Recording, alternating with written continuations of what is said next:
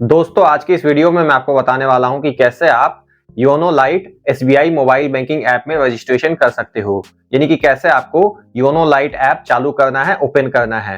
तो बेसिकली दोस्तों अगर आपके पास एसबीआई का सेविंग अकाउंट है तो आपको मेनली दो एप्लीकेशन मिल जाता है। एक होता है आपका YONO SBI banking and lifestyle और दूसरा आपको ऐप मिल जाता है योनो लाइट एसबीआई। तो जैसा कि इसका नाम है योनो लाइट, तो ये योनो का लाइट वर्जन ऐप है, यानी कि इसका साइज बैंकिंग एंड लाइफस्टाइल वाले ऐप से कम होगा एमबी में। बाकी योनो लाइट में क्या क्या फीचर्स और सर्विसेज आपको मिल जाते हैं यहाँ पे आप देख सकते हो। यहाँ पे आप वॉइस असिस्टेड ट्रांजैक्शंस कर सकते हो, माय अकाउंट्स का डिटेल देख सकते हो, जैसे कि account detail, mini statement, M passbook, ये सारी चीजें। बैंकिंग के फैसिलिटीज को यूज कर सकते हो, फंड ट्रांसफर वगैरह। बाकी यूपीआई भी आप इसमें यूज कर सकते हो, बिल पेमेंट और मर्चेंट पेमेंट कर सकते हो। टॉप अप एंड रिचार्ज का भी ऑप्शन मिल जाता है यहाँ पे और ये सर्विसेज यूज कर सकते हो।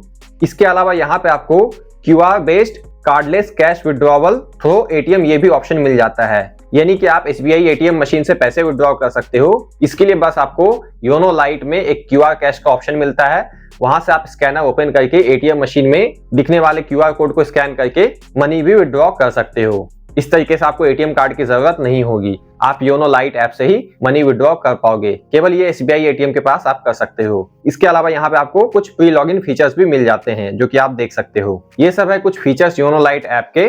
अब देखते हैं पूरा रजिस्ट्रेशन प्रोसेस। दोस्तों योनो लाइट ऐप में रजिस्ट्रेशन करने के लिए सिंपली आप सबसे पहले इसका एप्लीकेशन इंस्टॉल कर लोगे।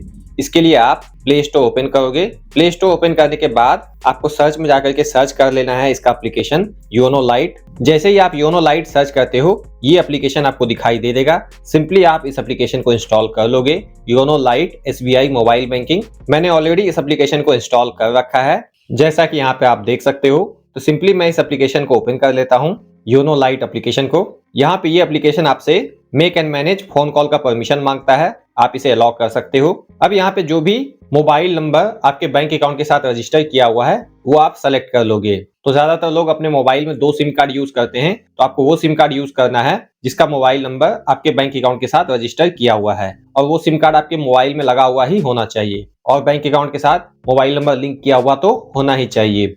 मोबाइल नंबर सेलेक्ट करने के बाद आप इस पे सेलेक्ट कर लोगे और यहाँ से प्रोसीड कर लेना है। फिर से योनो लाइट ऐप आपसे सेंड एंड व्यू एसएमएस का परमिशन मांगता है। यहाँ पे वेरिफिकेशन के लिए एसएमएस सेंड किया जाएगा इस मोबाइल नंबर पे, जैसा कि यहाँ पे मेंशन किया हुआ है। तो आपके मोबाइल में रिचार्ज किया हुआ भी होना चाहिए ताकि एसएमएस सेंड करके वेरिफिकेशन हो सके। अगर रिचार्ज नहीं होगा तो एसएमएस सेंड नहीं हो पाएगा और वेरिफिकेशन नहीं हो पाएगा और अगला इस टाइप का पेज आपको दिखाई नहीं देगा। तो यहाँ पे अब देख सकते हो आपको रजिस्ट्रेशन के लिए यूजर नेम और पासवर्ड इंटर करना होता है। तो ये यूजर नेम और पासवर्ड आप तब बनाते हो जब आप एसबीआई इंटरनेट बैंकिंग के लिए रजिस्टर करते हो। तो अगर आपका एसबीआई इंटरनेट बैंकिंग चालू किया हुआ नहीं है, यानी कि ये यूजर नेम और पासवर्ड बना हुआ नहीं है, तो आप इसे आसानी से बना सकते हो। एसबीआई इंटरनेट बैंकिंग का यूजर नेम पासवर्ड बनाने के लिए आप किसी भी ब्राउजर में चले जाओगे। यहाँ मैं क्रोम ब्राउजर में चले जाता हूँ। आप कोई भी ब्राउजर ओपन करके गूगल पे जाके सर्च करोगे एसबीआई लॉगिन या फिर ऑनलाइन एसबीआई, कुछ भी। एसबीआई लॉगिन सर्च करने के बाद आपको एसबीआई का ये लॉगिन पेज दिखाई देगा। यहाँ से आपको लॉगिन वाले बटन पे टैप करना है, कंटिन्यू टू लॉगिन, और यहाँ पे आपको नीचे एसबीआई इंटरनेट बैंकिंग के लिए रजिस्टर करने का ऑप्शन मिल जाता है, new user register here slash activate. तो यहाँ से आप अपना इंटरनेट बैंकिंग चालू कर सकते हो, एक्टिवेट कर सकते हो। और जैसे ही आप एक्टिवेट करने जाओगे आपको आगे वहां पे यूजर नेम पासवर्ड बनाने का ऑप्शन मिल जाता है। यहाँ पे आपको न्यू यूजर ये सेलेक्ट कर लेना होता है और यहाँ से नेक्स्ट कर लेना होता है, और यहाँ पे आप अपना सारा अकाउंट डिटेल इंटर करके इंटरनेट बैंकिंग चालू कर सकते हो, यूजर नेम पासवर्ड बना सकते हो। अगर आपका इंटरनेट बैंकिंग चालू किया हुआ है, बना हुआ है, लेकिन आप यूजर नेम और पासवर्ड भूल चुके हो, तो यहाँ से forgot user name slash login password इस पे क्लिक करके यूजर नेम को पता कर सकते हो और पासवर्ड को रीसेट करके नया पासवर्ड बना सकते हो। यूजर नेम को पता करने के लिए यहाँ पे आपको फॉरगॉट यूजर नेम ये सेलेक्ट करके नेक्स्ट करना होता है, और पासवर्ड को रीसेट करने के लिए आप फॉरगॉट माय लॉगिन पासवर्ड इस पे क्लिक करके इस पे सेलेक्ट करके नेक्स्ट करना होता है। कंप्लीट जानकारी के लिए आप ये दोनों वीडियो चेकआउट कर सकते हो। अगर आपका इंटरनेट बैंकिंग चालू किया हुआ नहीं है तो आप ये वीडियो चेकआउट करें, और अगर इंटरनेट बैंकिंग चालू किया हुआ है लेकिन यूजर नेम पासवर्ड भूल गए हो तो आप ये वीडियो चेकआउट कर सकते हो। दोनों ही टॉपिक पे मैंने वीडियो बना रखा है। तो यहाँ पे इंटरनेट बैंकिंग चालू किया हुआ है तो सिंपली मैं यहाँ पे यूजर नेम और पासवर्ड इंटर करके सबमिट कर दूंगा। यूजर नेम पासवर्ड इंटर करके जैसे ही आप सबमिट करते हो, यहाँ पे आपको SBI रजिस्ट्रेशन का टर्म्स एंड कंडीशन एग्री कर लेना है, इस पे सेलेक्ट करके और एक्सेप्ट पे टैप कर देना है। अब यहाँ पे अगले स्टेप में आपके बैंक अकाउंट के साथ रजिस्टर किए हुए मोबाइल नंबर पे एक एक्टिवेशन कोड भेजा जाएगा SMS के माध्यम से।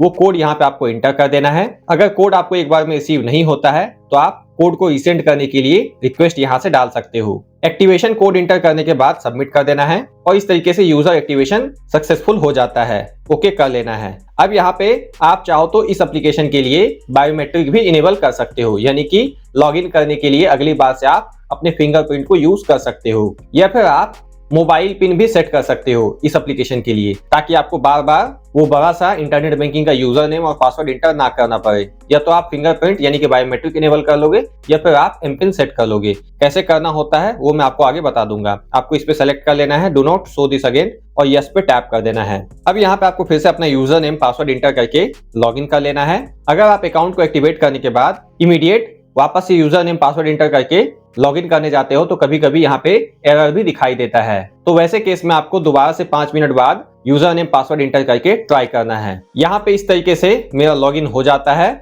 यहाँ पे मुझे फिंगरप्रिंट इनेबल करने के लिए कहा जा रहा है। इनेबल करना हुआ तो यहाँ से इनेबल कर सकते हो। इसके लिए यहाँ पे ऊपर में आपको ये 3 लाइन दिखाई देता है, इस पे टैप करना है और यहाँ से आप फिंगरप्रिंट इनेबल कर सकते हो। अगली बार लॉगिन करने के लिए बस आप फिंगरप्रिंट टच करोगे, आपको यूजर आईडी पासवर्ड इंटर करने की जरूरत नहीं होगी और आप इस एप्लीकेशन में लॉगिन हो जाओगे, एप्लीकेशन ओपन हो जाएगा। इसके अलावा आप चाहो तो इजी पिन यानी कि एमपिन सेट कर सकते हो जो कि 4 डिजिट का होगा।